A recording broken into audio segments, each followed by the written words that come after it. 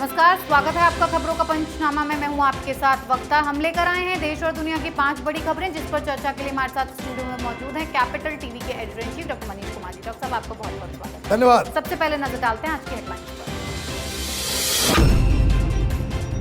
परमवीर सिंह के देश छोड़कर रूस भागने की खबर। महाराष्ट्र के गृह मंत्री का बयान, तेजी से कर रहे हैं तलाश। सुप्रीम कोर्ट से फर्जी किसानों को लगाई फटकार, कहा आपने पूरे शहर का दम घोटा, आम लोगों को हो रही भारी परेशानी। कैप्टन के आगे गिड़गिड़ा रही कांग्रेस, हरीश रावत बोले किसान विरोधी बीजेपी का नाम बने मददगार, सोनिया गांधी का दे साथ। एलएसी पर फिर लगा चीनी सैनिकों का जमावड़ा, भारत बोला हमने भी बढ़ाई अपनी सेना, चीन की हरकतों पर रखी जा रही है पैनी नजर। अमेरिका का आतंक पर बड़ा बयान, तालिबान पर फिर से जंग की तैयारी कर रहा पेंटागन, ड्रोन से बोला जा सकता है अफगानिस्तान पर हमला।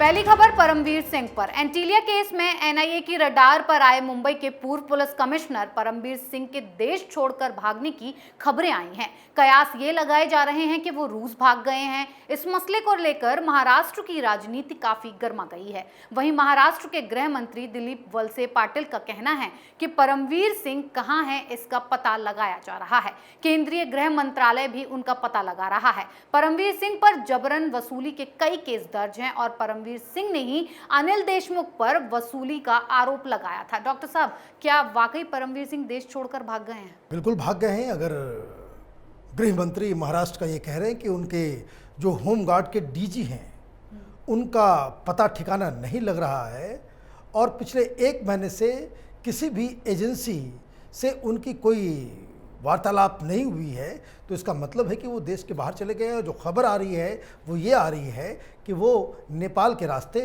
वो रूस चले गए हैं और फिलहाल वो मॉस्को में हैं, ऐसी खबरें बताई जा रही है।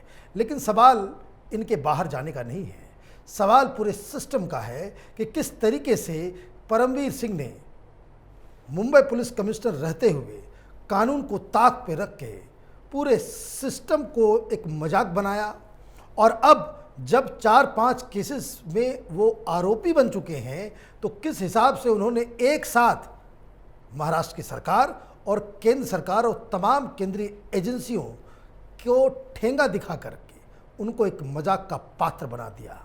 कोई भी शख्स जिसके ऊपर लुकआउट नोटिस हो, इतने सारे केसेस हों, वो देश छोड़ कर के भाग जाए और हिंदुस्तान की सरकार को उसके बारे में ज़रा सा भी मालूम नहीं हो, ये अपने आप में बताता है कि किस तरीके से ये हिंदुस्तान के अंदर पॉलिटिशियंस, अधिकारियों, पुलिस वालों, नेताओं, इन लोगों का एक नेक्सस काम करता है कि जिसे मन चाहते हैं ये उसे वो छोड़ देते हैं और जो छोटे मोटे मिडिल क्लास के लोग होते हैं उसके पीछे पूरी तरीके से पड़ जाते हैं और उनको हर तरह की यातनाएं देते हैं। बहुत ही शर्मनाक दिन है, बहुत ही शर्मनाक खबर है कि परमवीर सिंह जैसा अपराधी वो देश छोड़ के भागने में कामयाब रहा है। जी डॉक्टर साहब, अब बात फर्जी किसानों पर। सड़कों पर कब्जा जमाए बैठे फर्जी किसानों को सुप्रीम कोर्ट ने जमकर फटकार लगाई और जंतर मंतर पर प्रदर्शन की मांग करने वाले किसानों के रुख पर आपत्ति जताई। सुप्रीम कोर्ट ने किसान महापंचायत संगठन पर नाराजगी जाहिर करते हुए कहा कि लंबे समय से विरोध कर रहे किसानों ने पूरे शहर का गला घोंट दिया है और अब शहर के अंदर आकर उत्पात मचाना चाहते हैं। क्या शहर के लोग अपना कारोबार बंद कर दें या आपके प्रदर्शन से लोग खुश होंगे? डॉक्टर साहब, सुप्रीम कोर्ट की इस फटकार के बाद क्या फर्जी किसान ये रास्ता छोड़ देंगे, आंदोलन खत्म होगा? देखिए, सुप्रीम कोर्ट फटकार लगाते रहे, क्या फर्क पड़ता?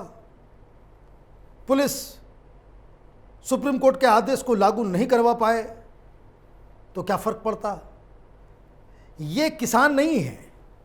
सुप्रीम कोर्ट लगातार इस बात को कह रही है कि भाई किसान का प्रदर्शन है, ये नहीं है कि किसान नहीं है और ये प्रदर्शन कोई जेन्युइन डिमांड के लिए नहीं है।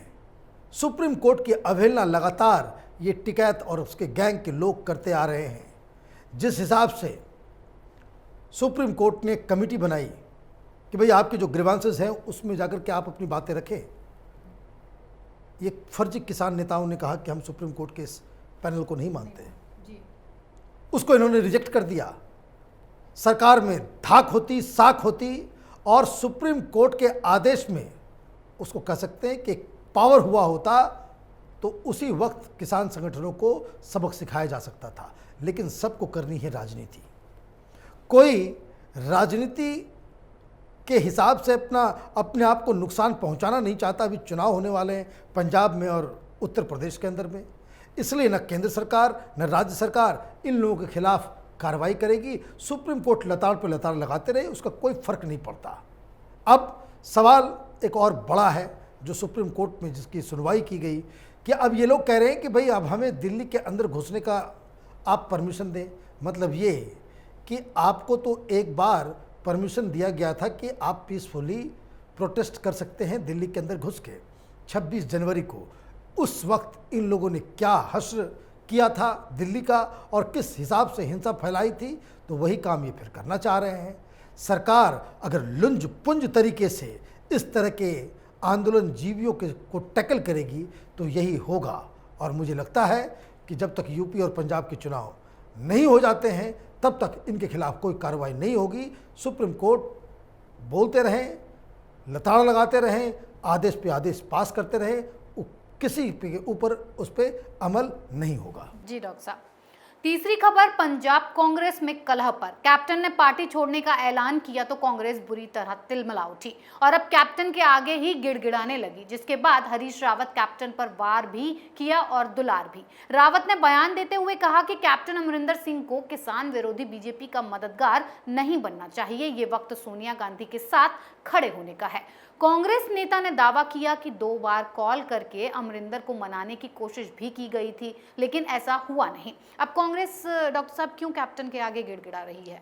देखिए, कांग्रेस पार्टी की साख खत्म हो गई है। कांग्रेस पार्टी पंजाब में जिस तरीके से इन लोगों ने पूरे सिचुएशन को हैंडल किया, उससे कांग्रेस पार्टी के अंदर ही फूट हो गई। इन लोगों को लग रहा था कि ये कोई लोकल इशू है, पंजाब के अंदर ही सेटल हो जाएगा। लेकिन जिस इनएक्सपीरियंस के साथ राहुल गांधी ने इसे टैकल किया, मालूम चल रहा है कि इसकी आग दिल्ली पहुंच गई। वो तमाम बड़े बड़े लीडर, आप कपिल सिब्बल ने कुछ कह दिया, उसके घर पे आपने अपने गुंडों को भेज दिया, वहाँ पे धरना प्रदर्शन, वो सड़े हुए टमाटर फेंक रहे हैं तो पत्थर फेंक रहे हैं। तो ये सारी चीज़ें होने के बाद कांग्रेस पार्टी, खास करके सोनिया गांधी को ये समझ में आ रहा होगा कि ये इतनी बड़ी गलती हो गई है कि जिसकी वजह से पंजाब के अंदर कांग्रेस पार्टी बिल्कुल खत्म हो जाएगी। और इसलिए कैप्टन को मनाने की कोशिश की जा रही है, लेकिन लगता नहीं है कि कैप्टन अमरिंदर सिंह अब कांग्रेस पार्टी में वापस जाएंगे, क्योंकि वो अब अपने नए प्लान पे काम कर रहे हैं। कुछ ही दिनों में वो नई पार्टी की घोषणा करने वाले हैं और मज़ेदार बात ये है कि उसमें तमाम लोग जो होंगे वो सब के सब कांग्रेस पार्टी के लोग होंगे। जी डॉक्टर साहब, अपना अपमान करवाने के बाद क्यों वापस कोई कांग्रेस में जाना चाहेगा? अब खबर चीन को मिले मुंहतोड़ जवाब पर। एलएसी पर एक बार फिर चीन अपने नापाक मंसूबों को अंजाम देने की कोशिश कर रहा है। चीन ने यहां सिर्फ सैनिकों की तादाद ही नहीं बढ़ाई, बल्कि हथियारों का जखीरा भी जुटाने में लगा हुआ है, जिसके जवाब में भारत ने भी चीन की हवा निकाल दी है। विदेश मंत्रालय के प्रवक्ता अरिंदम बागची ने कहा कि भारत ने भी वहां अपने सैनिकों की संख्या बढ़ा दी है और भारत चीन की हरकतों पर पैनी नजर बनाए हुए है, जिससे अब चीन घबरा रहा है। डॉक्टर साहब, अब चीन को भारत किस अंदाज में जवाब देने की तैयारी कर रहा है? देखिए, जब से ये क्वाड का मसला सामने आया है, यूएस, जापान, ऑस्ट्रेलिया और हिंदुस्तान चीन के खिलाफ जिस हिसाब से पूरी ग्लोबल ओपिनियन हम लोग क्रिएट कर रहे हैं और चीन को सबक सिखाने के लिए भारत का जो रोल जो रहा है, उसके जवाब में चीन ने अपनी पुरानी टैक्टिक अपनाई। उसने क्या किया? उसने लद्दाख में और भी सैनिकों को भेज दिया, वहाँ पे आर्मामेंट वहाँ पे रख दिए और ये सोचा कि हिंदुस्तान डर जाएगा। लेकिन हुआ ठीक उलट। हिंदुस्तान की सरकार ने जितने आर्मामेंट, जितने टैंक, जितने सैनिकों को चीन ने बॉर्डर पे ला कर रखा, उससे ज़्यादा संख्या में हिंदुस्तान ने भी वहाँ पे सैनिकों की तैनाती कर दी। अब जैसे तैनाती होती है तो चीन बिलबिला उठता है और चीन कहता है कि ये देखिए, भारत जो है वहाँ पे सेना को जो है जखीरा वहाँ बिठा रहा है, वो स्टेटस को चेंज कर रहा है। तो इसी आरोप के जवाब में विदेश मंत्रालय की तरफ से ये साफ साफ कहा गया कि स्टेटस को हमने नहीं, चीन ने बिगाड़ा है। चीन दरअसल हिंदुस्तान के ऊपर तमाम तरह के दबाव लगाने की कोशिश कर रहा है, लेकिन ये भारत तो बिल्कुल बदल चुका है। अब तो यहाँ कोई मनमोहन सिंह है नहीं जो इनके दबाव में आकर के चीज़ों को कॉम्प्रोमाइज़ कर ले, और ना ही यहाँ पे कांग्रेस पार्टी की सरकार है कि जिसके साथ चीन की जो कम्युनिस्ट पार्टी है उनके साथ कोई MOU साइन किया हुआ हो। यहाँ तो ईंट का जवाब पत्थर से दिया जा रहा है और इसीलिए चीन की हालत अब ख़राब हो रही है। जी डॉक्टर साहब, आखिरी खबर अमेरिका के एक्शन पर। अफगानिस्तान में तालिबान के आतंक के खिलाफ अमेरिका फिर से जंग की तैयारी कर रहा है। इसके संकेत अमेरिकी रक्षा विभाग के मुख्यालय पेंटागन ने दिए हैं। सूत्रों के मुताबिक पेंटागन सचिव जॉन किर्बी ने कहा कि अब अमेरिका को हक है कि वो अफगानिस्तान में ड्रोन स्ट्राइक जारी रखे। हमें अधिकार है कि हम आतंक से लड़ाई लड़ते हुए अपने राष्ट्र को सुरक्षित करें। साथ ही पेंटागन का कहना है कि पाकिस्तान से जुड़ी अफगान सीमा आतंकियों की पनाहगाह है और अमेरिका इसको लेकर चिंतित है। इस बीच अमेरिका ने तालिबान लड़ाकों को शरण देने के लिए पाकिस्तान की आलोचना की है। पेंटागन ने दावा किया है कि तालिबान लड़ाकों को पाकिस्तान में सुरक्षित शरण दी गई, साथ ही उनका चिकित्सीय उपचार भी किया गया। डॉक्टर साहब, पेंटागन की तरफ से बहुत बड़ा बयान आया है, क्या लगता है अमेरिका अफगानिस्तान पर कोई एक्शन लेगा? देखिए, पेंटागन से जो बयान जारी किया गया इसका मतलब साफ है कि वो ड्रोन से अफगानिस्तान में भी हमला करेंगे और पाकिस्तान में भी घुस के मारेंगे। क्योंकि हमला वो किसके ऊपर करना चाह रहे हैं, वो साफ साफ कह रहे हैं कि जो आतंकी हैं उनको निशाना बनाने का अधिकार उनका है और वो इसके लिए ड्रोन का इस्तेमाल कर सकते हैं। साथ ही साथ उन्होंने ये भी बता दिया कि पाकिस्तान और अफगानिस्तान के बॉर्डर के ऊपर इस तरह की गतिविधि ज़्यादा होती है, तो आतंकवादी अगर पाकिस्तान के अंदर छिपा हुआ है तब भी ड्रोन के हमले होंगे। पहले भी हो चुका है, लेकिन पाकिस्तान की हिम्मत नहीं पड़ी कि उसको अपोज कर सके। अब इसका मतलब बहुत ही साफ है। एक तरफ वहाँ के संसद में, अमेरिका के संसद में 22 सांसदों ने पाकिस्तान के खिलाफ एक बिल पेश किया है। उस पर वोटिंग होगी तो किसी की ये हिम्मत भी नहीं पड़ेगी कि आप आतंकवादियों के साथ खड़े हो जाएं, तो इसलिए पाकिस्तान एक कटघरे में घुसा हुआ ही है। दूसरी तरफ US के जो विदेश मंत्री, उन्होंने साफ साफ कहा कि आगे आने वाले 10-15 दिनों में हम पाकिस्तान के साथ जो हमारे रिश्ते हैं उस पर रीथिंक किया जाएगा। और अब पेंटागन का बयान आया है कि हम पाकिस्तान के अंदर घुस के आतंकवादियों को मारेंगे। पाकिस्तान की स्थिति दिन ब दिन खराब होती चली जा रही है।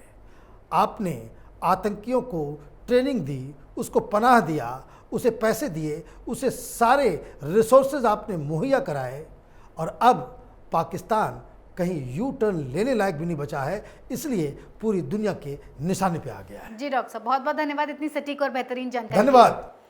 खबरों का पंचनामा में आज के लिए इतना ही। देश विदेश की बाकी खबरों और उनके सटीक एनालिसिस के लिए देखते रहिए कैपिटल टीवी। हमें लाइक कीजिए, शेयर कीजिए और कैपिटल टीवी को सब्सक्राइब कीजिए। नमस्कार।